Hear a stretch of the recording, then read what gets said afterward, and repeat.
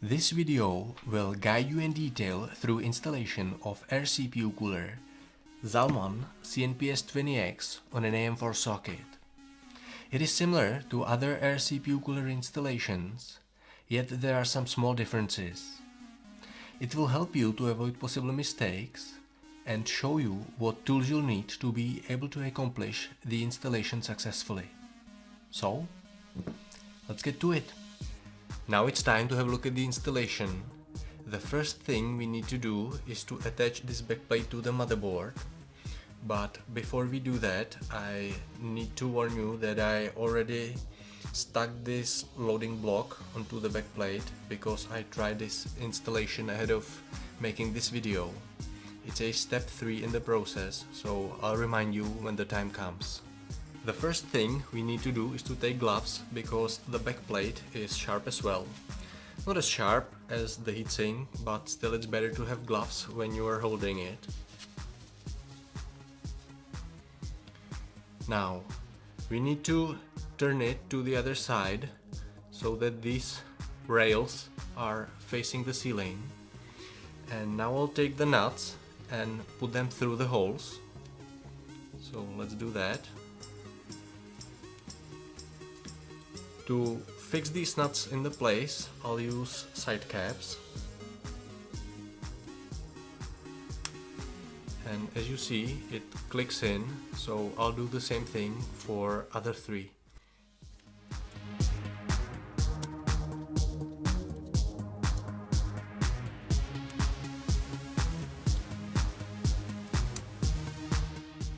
This is how it looks ready.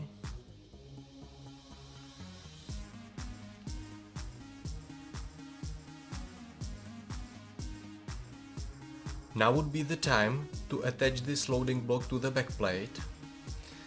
Here is a Intel version, so I'll show you that it's just a sticker, so you would just stick it on the backplate.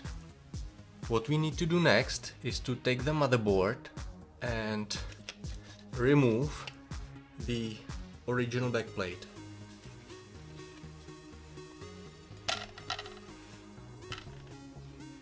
It's held by these 4 screws, so I'll remove them.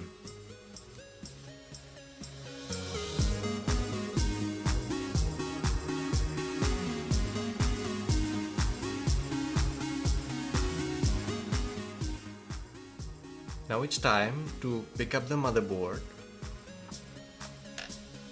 And as you can see, the original backplate stayed in place, so I'll remove it. And I'll install the newly prepared backplate and put it into the holes. Now I'll turn the motherboard to the other side. And this is a tricky part, so I recommend using one screw and screwing it in a little bit into the holes. What's necessary to do is to keep pulling this screw upwards and let the motherboard go down.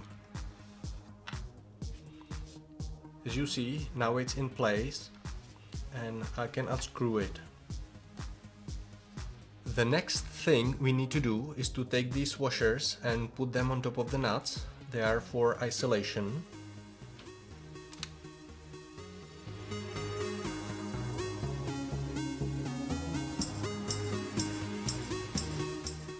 Now it's time to use the standoffs and screw them into the holes.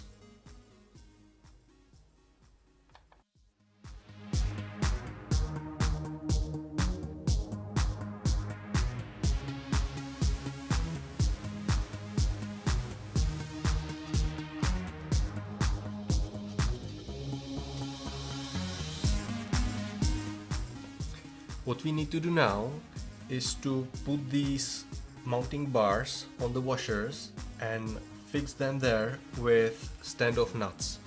So let's do that.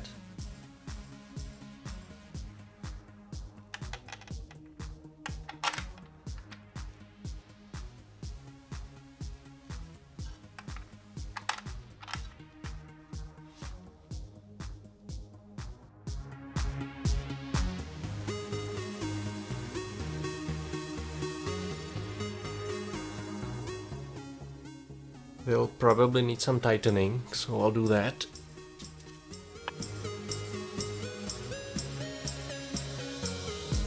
The next thing we need to do is to install the CPU, so let's do that.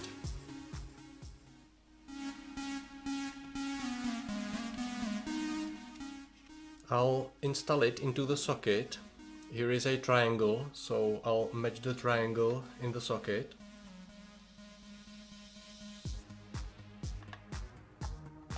It clicks in without any resistance, and now I'll close the socket.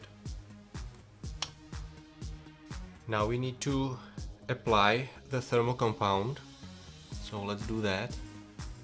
There are plenty of ways of doing it. I have my own, so this is definitely not something you have to do the same way. You can do it whichever way you like. What I recommend is using these towels and putting the thermal compound on them while you're applying the thermal compound on the CPU, because it always gets messy. To redistribute the thermal compound on the CPU, I'll use the plastic card which I cut and do my best to distribute this thermal compound as evenly as possible and make the thinnest layer I'm able to do.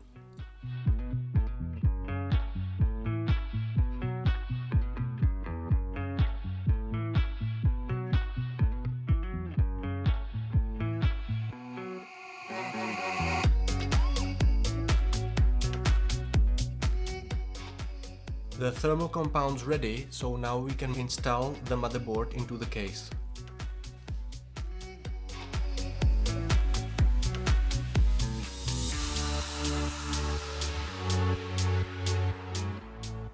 Now it's time to screw the motherboard to the standoffs.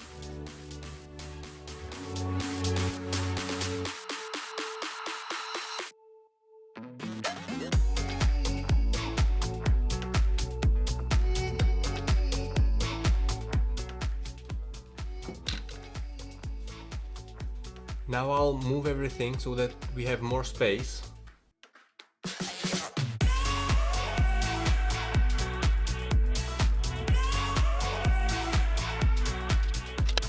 Before we continue, the first thing we need to do is to put the RAM modules into the slots, because we won't be able to do it afterwards when we put the heatsink on.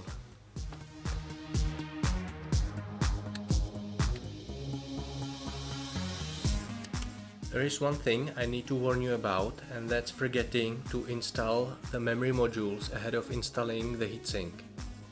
If you do that, you will only be able to change or install the RAM module in the first socket, which is easy, but anything else closer to the CPU socket will be impossible, because the heatsink of the RAM module will be hitting the heatsink of the cooler.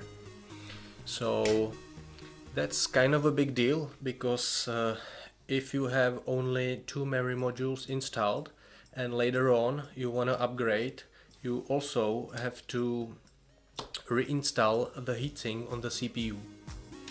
Next thing we need to do is to plug in the cables, because we won't be able to do it afterwards.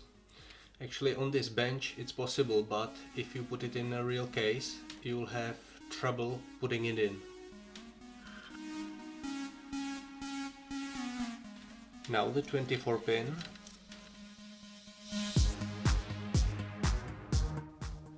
Next thing we'll need is the Y-split cable for powering. So let's put it into the CPU header.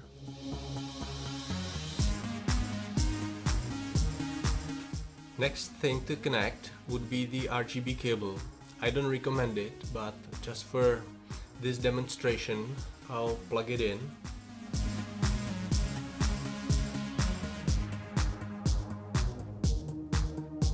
Now it's time to take the heatsink and we can put it on a socket.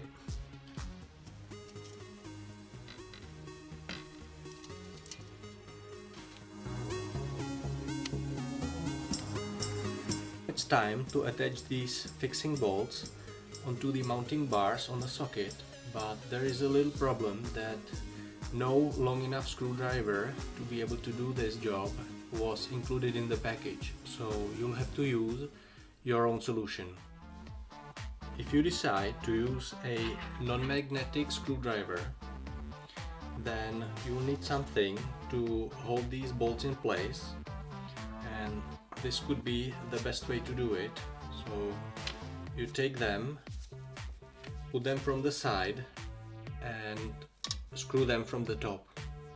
The problem is that when this heatsink is already in the case, you won't be able to do it. So really the best thing to do is to take a magnetic screwdriver and use that one.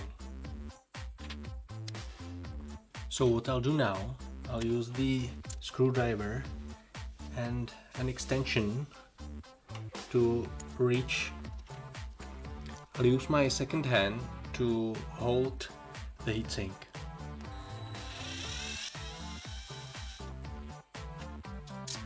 Now I'll use the second one.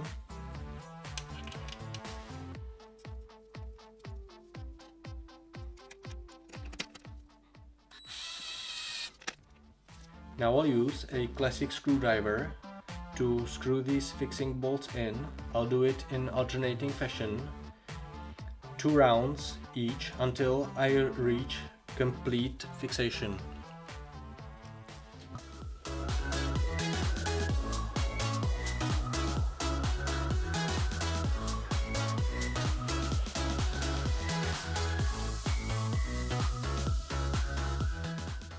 They're completely tight. Now I'll install the fans.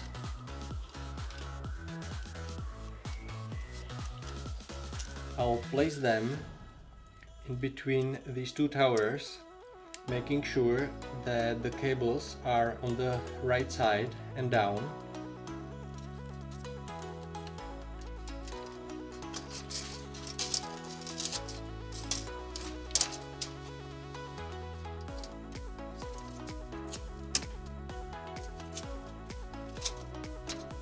And the same thing on the other side.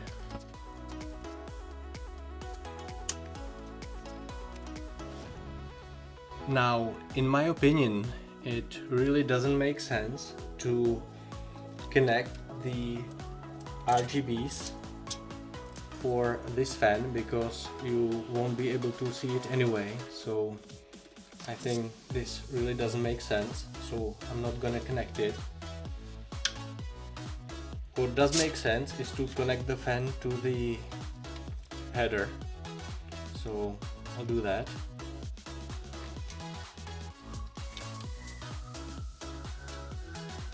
And now it's time to attach the other fan.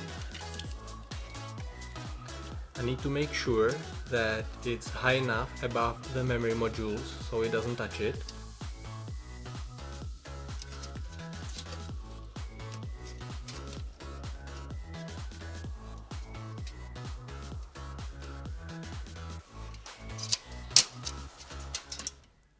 Now what sometimes happens that it falls off these clips.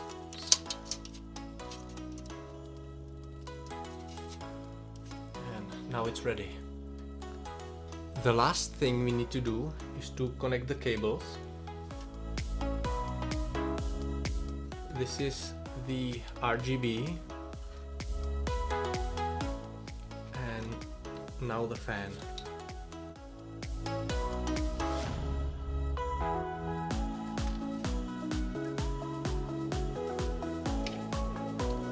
And it's finished.